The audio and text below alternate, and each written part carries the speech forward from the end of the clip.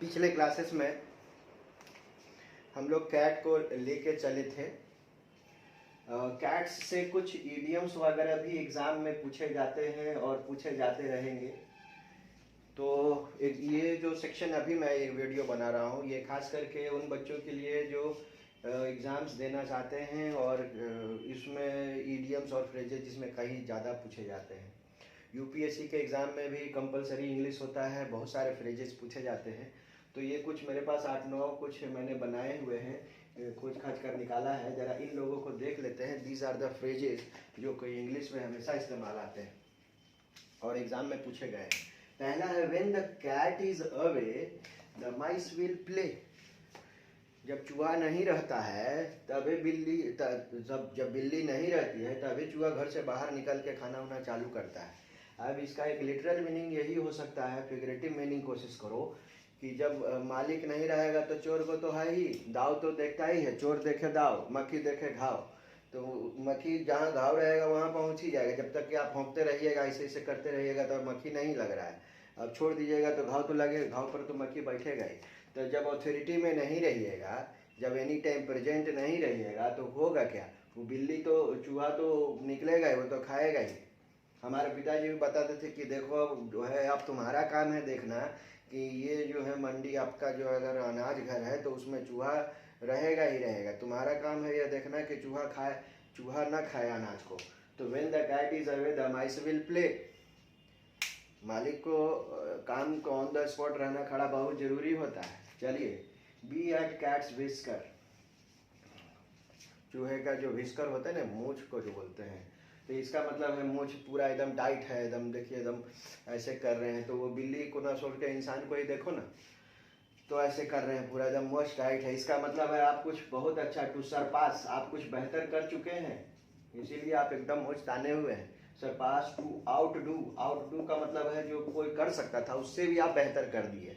तो बेहतर करना या उससे आगे निकल जाना, that is to be at cat's whisker. अच्छा, let the cat out of the bag. अरे क्या बात है, बताओ तो। सेक्रेट को तो आप तो उजागर करो, सेक्रेट को उजागर करना। जो अब तक गुप्त था, जो बताना नहीं था, लोगों के समक्ष लाना ही नहीं था। एक महाभारत में कुंती ने एक गेम खेला, वो देखी कि महाभारत में जो कर्ण है वो उसी का बेटा था। तो कर्ण को अपने खेमे में लाने के लिए वो बताई कि जो पांडवों को कि तुम्हारा भाई है कर्ण, उसको अपने साइड में ले लो। तो वो महाभारत में कर्ण को अपने साइड में लाने के लिए कुंती ने अपने बेटों को बताया, she took the cat out of the bag. लेकिन वो कोई काम नहीं हुआ है, उसने अपनी दोस्तियारी निभा दी। वो कर्ण जो है दुर्योधन के साथ ही अपनी दोस्ती निभाया। अच्छा चलिए, अब फोर्थ है let the cat that got the cream. Let the cat, उस कैट को पकड़ो जो उसने क्रीम पा लिया है। इसका मतलब है जो अचीव करता है ना कुछ। बिल्ली को क्या मिल गया? क्रीम मिल गया। और ये कोई बच्चा जो है सक्सेस कर गया, आप ही का लड़का, ठीक है, बड़ा नकारा था, कोई काम का नहीं था। सूर्यवंशम में एक देखिएगा अमिताभ बच्चन था, उस फिल्म में दिखाया, कई बार सेटमैक्स पर दिखा दिया है। उसमें दिखा रहा है कि वो लड़का जो है बिल्कुल नकारा था, पढ़ता लिखना नहीं था, लेकिन ऐसा उसका भाग्य किस तरह से आगे बढ़ा कि वह जो है कि उसके बाद उसके माँ बाप ही उसके ऊपर फख्र करने लगे कि वाह कितना बढ़िया मेरा बेटा है। तो जो फिर जब कोई जब अचीव करे ना, अचीव कर लेता है कुछ, तो आपको खुशी मनानी चाहिए, हैप्पी होना चाहिए। When your child, when anyone who achieves something, तो उसके अचीवमेंट पर आपको खुश होना चाहिए। तो ये फ्रेज का मतलब ये हो गया। Set the cat among the pigeon. Pigeon क्या होता है? कबूतर होता है। और कैट का मतलब क्या होता है? बिल्ली। बिल्ली को अगर आप कबूतर के खेमा में डाल दोगे तो होगा क्या? पूरी घबराहट आ जाएगी। तो put someone in, to put someone in trouble. कुछ ऐसा आप कर दीजिए या कुछ ऐसा बोल दीजिए जिसके वजह से पूरे घर में कलह हो जाए। समझे? कोई आके बोल ही दिया कुछ, अरे तुम नहीं जानते, तुम्हारे बारे में तो ऐसे बोल रहा था, वो बोलेगा तुम्हारे बारे में ऐसे बोल रहा था, या कुछ ऐसा कर देगा। तो क्या होगा? आपस में लड़ भिड़ जाओगे तुम लोग, और लड़ भिड़ जाओगे तो फिर कैसे करोगे? To fight like cat and dogs, कुत्ते की तरह लड़ रहे हो, कुत्ते बिल्लियों के जैसा लड़ रहे हो, फालतू का गॉसिप हो रहा है।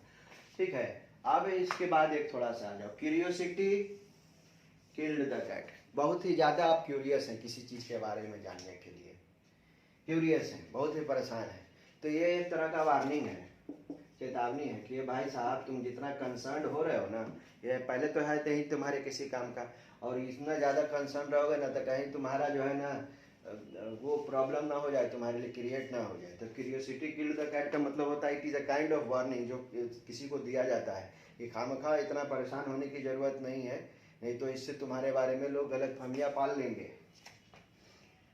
हाँ, अच्छा आइए मैं आपको बता दूं, यूपीएससी बीपीएससी के इंटरव्यू में कई बार लोग पहुंच जाते हैं, मैं भी पहुंचा हूँ। तो होता क्या है, वहाँ पर पहुंचने के बाद बहुत सारे लोग होते हैं वहाँ पर बिल्कुल चुप हो जाते हैं, या फिर सपोज है जैसे आपको खड़ा किया गया, बोलने के लिए कुछ बोला गया, आपसे लोग एक्सपेक्ट कर रहे हैं कि तुम बोलोगे बोलोगे, लेकिन वहाँ पर जाके पता नहीं क्या हो गया, तुम्हारा मुँह बन गया, बोलते तुम्हारी जबान किसी ने रोक ली थी क्या, has the cat got your tongue, किसी ने आपकी जबान पकड़ ली थी क्या। तो वहाँ पे चुप क्यों थे, शांत क्यों थे। Fight like cat and dogs, मैंने अभी लिखा, फालतू का लड़ाई करना, बहुत ऐसे ही लड़ाई झगड़ा करे जा रहे हैं बिना मतलब का, तो that is fight like cat and dogs. Raining cats and dogs भी होता है कभी कभी लिखा हुआ। मूसलाधार बारिश हो रही है, अभी देखिए बिहार में पिछले साल भी हुआ था, इस साल भी लगातार बारिश हो रही है, it is raining cats and dogs.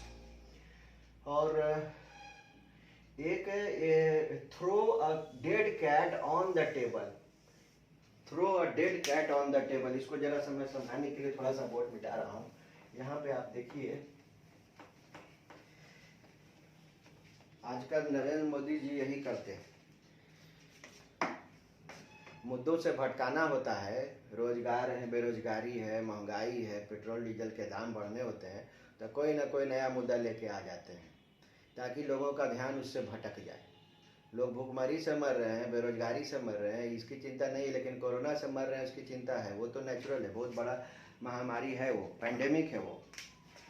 लेकिन इस बीच में आप क्या कर रहे हो कि राम मंदिर 5 अगस्त 2020 को आप लोग उसका शिलान्यास कर रहे हो। देखिए राम मंदिर से मुझे कोई प्रॉब्लम नहीं है, लेकिन कुछ ना कुछ ऐसा चीज़ लेके आ जाना, सामने रख देना, ताकि देखिए आपकी इमेज छवि धूमिल हो रही है, आपको लग रहा है कि हम जिस स्टेज पे थे गिरते जा रहे हैं, तो अपने आप को थोड़ा सा उससे हटाने के लिए, उससे लोगों का ध्यान भटकाने के लिए what you are doing, you are throwing a dead cat on the table. देखिए डाइनिंग टेबल पर आप बैठे हुए कुछ खाने के लिए, वहाँ कुछ फेंक देते, तो लोगों का खाने पर ध्यान छोड़ के लोगों की पर पहुँच जाएगा ध्यान।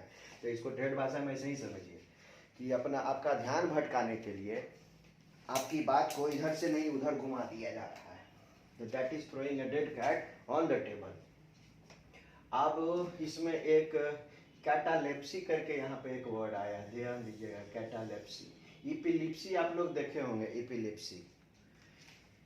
एक 12th क्लास में एक था सिलास मार्नर करके एक जुलाहा, उसके साथ एक प्रॉब्लम थी, एपिलेप्सी टाइप की कैटालेप्सी भी होता है, एक ऐसी मेडिकल कंडीशन जिसमें अचानक के लिए आपका शरीर, देह हाथ बिल्कुल स्टिफ हो जाता है, आप बेहोश हो जाते हैं और आपको होश ही नहीं होता है कि होता है क्या है। थोड़ी देर के 10 मिनट के लिए, 15 मिनट के लिए इस तरह के केसेस आते हैं।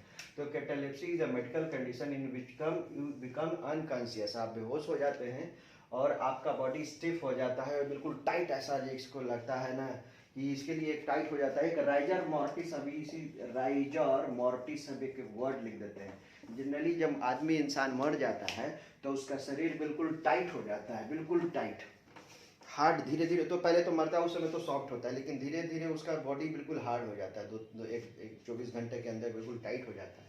तो राइजर मोर्टिस वही बॉडी स्टिफ हो जाता है। लेकिन राइजर मोर्टिस तो होता है आफ्टर डेथ। ये कैटालेप्सी जो होता है ऑन द स्पॉट होता है, व्यक्ति जैसे ही उसकी मेडिकल ऐसी कंडीशन है कि वो बेहोश हो जाएगा, उसकी बॉडी अचानक टाइट हो जाएगी। ये न्यूरोलॉजिकल डिजीज है, ये न्यूरोलॉजिकल डिजीज है, नर्व से संबंधित ये बीमारी है, मानसिक रोग है ये, माइंड से, नर्व से कुछ ऐसा होता है। इलेक्ट्रिकल, जैसे इलेक्ट्रिकल इम्पल्स हमारे शरीर में लगातार चल रहे हैं, अचानक बिजली कट गई तो क्या होता है, अंधेरा हो जाता है। इसी तरह से जो मस्तिष्क से जो नर्व्स के जो चल रहे हैं सिस्टम, वो अचानक रुक जाए तो माइंड से वो चलना बंद हो जाता है, तो ऐसी स्थिति में व्यक्ति बेहोश हो जाता है और उसका शरीर टाइट हो जाता है। तो कुल मिला के ये कैटालेप्सी अभी हम लोग देखे हैं, throw a dead cat, Modi ji का खेल देखते रहते हैं, और रेनिंग कैट्स एंड डॉग्स देख रहे हैं हम लोग। कुल मिला के ये जितने भी वर्ड पावर के क्लासेस में हैं, ये ईडियम्स की क्लासेस थी, आपके बहुत काम आएगा। इस वीडियो को आप 1-2 बार देखें, हो सके तो इसको स्क्रीनशॉट लेके अपनी किताबों में भी रखें, काम आएंगे आपके। बहुत बहुत धन्यवाद आपका।